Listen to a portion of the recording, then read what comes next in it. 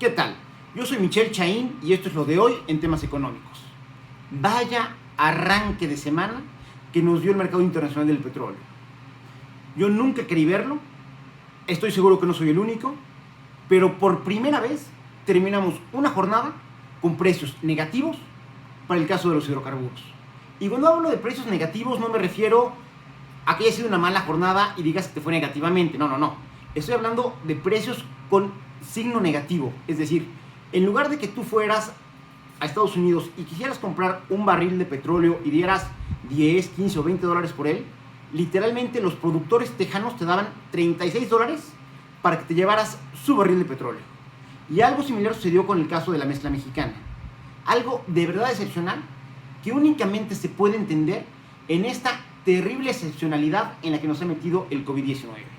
Un mundo donde las plantas productivas están paradas, no hay industria, no hay transformación, es mínimo lo que está funcionando, por lo tanto no requieren insumos como es el caso de los combustibles, donde por lo mismo los servicios de logística se vuelven redundantes, no hay necesidad de traer insumos y de sacar producto terminado, lo cual significa que tampoco ellos están consumiendo combustibles, y donde la mayor parte de la población a nivel mundial, y por lo menos en los grandes centros urbanos, pues estamos procurando estar guardados en nuestras casas por el tema de la contingencia de salud. De tal manera que tampoco estamos usando nuestros vehículos o el transporte público y tampoco estamos consumiendo combustibles. Solamente en esta lógica se entiende que no haya sido simplemente una baja, sino literalmente que se haya desplomado la demanda por combustibles, que se siga produciendo y que esto haya colapsado el tema de los precios. Y como al perro más flaco siempre se le cargan las pulgas,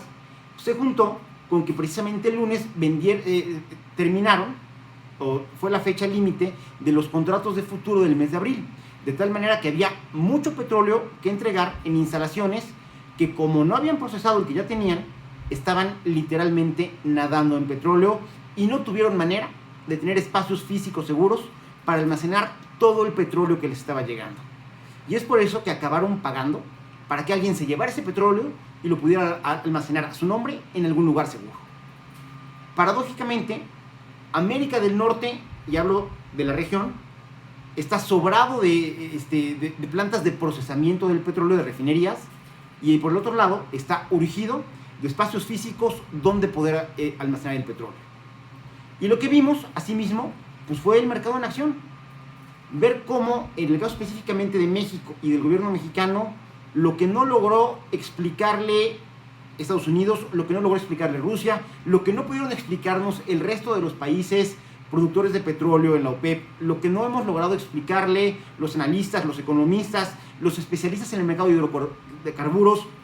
de que no podía ser buena idea seguir tratando de aumentar la producción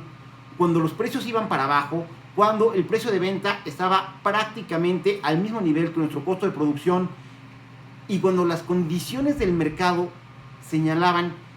que, dada la situación financiera de Pemex, no era buena idea seguirle metiendo lana, y mucho menos para ampliar la producción.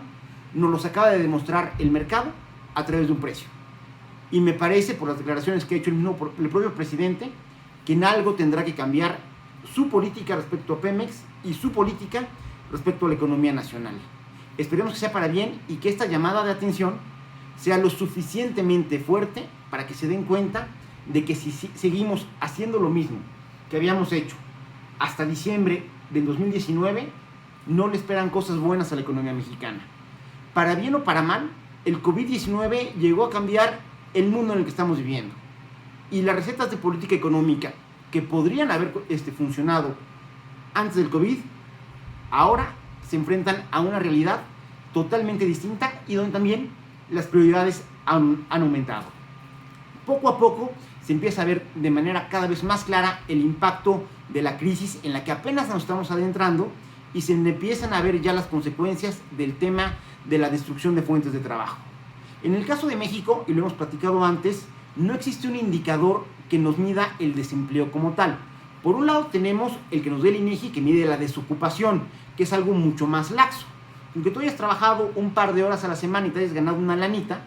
pues con eso es suficiente para que el INEGI te considere como población ocupada. Y pues no hay nadie que nos diga qué pasa con los empleos de verdad, con los que tienen todas las prestaciones de ley. Ahí el indicador más cercano que tenemos es el de las altas y bajas del IMSS, que como ya habíamos comentado en alguna ocasión, en enero nos dio un resultado no bueno, porque tenemos un enero 27% inferior en generación de empleos al enero que tuvimos en 2019, que de suyo fue un año malo. Pues bueno, ya abriendo estos datos, lo que vemos es que de manera muy importante hay una tendencia a partir de mediados de 2018, donde el empleo se empieza a ir a la baja, se acelera a partir del 2019 y que estamos teniendo ya de manera muy marcada en este enero una caída importante en las plazas eventuales. Y aquí es donde tenemos que empezar a identificar cuáles son las prioridades que debemos de tener como país. Una refinería como Dos Bocas, cuando además de que no se le ve mercado a futuro porque la industria automotriz está apostando por el cambio de paradigma tecnológico y la generación de vehículos con motores eléctricos cada vez a más gamas y a menores precios, y donde además los especialistas en el tema de construcción ya le habían dicho al gobierno mexicano que no era factible en esos tiempos, en esas condiciones y en esos precios,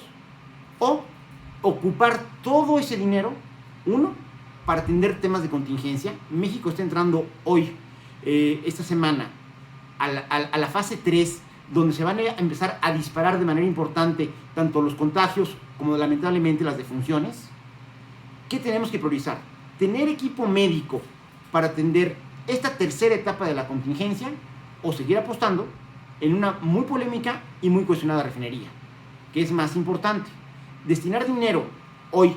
a tener apoyos para que las pequeñas y medianas empresas puedan mantener a sus empleados, partiendo de que prácticamente el 80% del empleo en este país lo dan los pequeños y los medianos, o financiar proyectos como la refinería, como el Tren Maya, como el nuevo aeropuerto, que a lo mejor sean importantes políticamente para el gobierno, pero que en este momento y en esta coyuntura, y mientras se lleva el tema del COVID, deberían de quedar en un segundo plano para tener más recursos, insisto, para atender la parte de la emergencia sanitaria, pero también para tratar de salvaguardar la mayor cantidad de los empleos que actualmente existen antes de que la crisis y la falta de demanda y esta inmovilidad económica forzada que tenemos por la cuarentena terminen por destruirlos. Ojalá, y esto que vimos con los precios negativos del petróleo y esta cotización por primera vez a la baja, donde la mezcla mexicana acabó la jornada costando menos $2.37 y el WTI acabó costando menos $37.63, sean una señal lo suficientemente fuerte y lo suficientemente contundente para que los tomadores de decisiones en este país escuchen y entiendan que las reglas con las que funciona la economía del mundo cambiaron diametralmente y no se van a regularizar hasta que pasemos la contingencia del COVID-19. Ojalá sea así, por México y por Puebla.